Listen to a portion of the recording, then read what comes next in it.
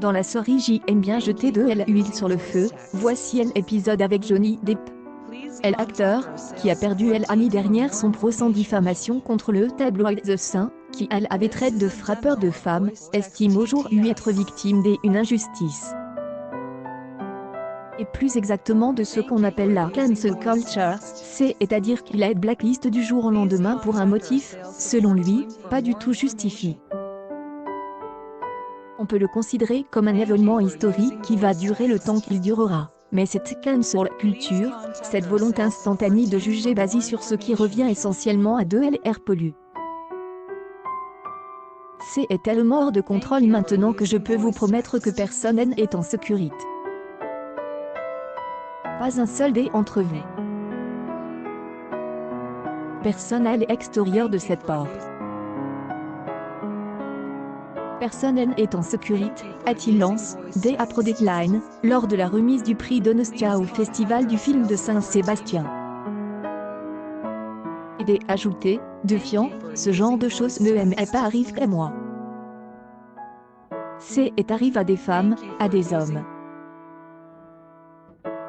Malheureusement, à un certain moment, ils commencent à penser que c'est normal. Ou que c'est de leur faute. Alors que ce n'est pas le cas. Après ces deux faits au tribunal, Johnny Depp a notamment perdu un rôle dans Les Animaux Fantastiques 3, la franchise spin-off de Harry Potter, dans laquelle il interprétait Grindelwald. Johnny Depp a même fait directement référence au jugement de la Haute Cour britannique, qui lui a donné tort, en exhortant le public à ne pas se laisser faire, si certaines personnes se retrouvent un jour dans la même situation que lui. Peu importe si un jugement, en quelque sorte, a pris une licence artistique, sic. Quand il y a une injustice, que ce soit contre vous ou contre quelqu'un que vous aimez, ou quelqu'un en qui vous croyez, dressez-vous, ne laissez pas passer les choses.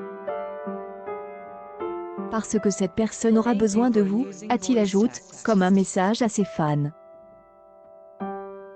Johnny Depp se prépare à un autre procès en diffamation contre son ex-femme Amber Heard cette fois.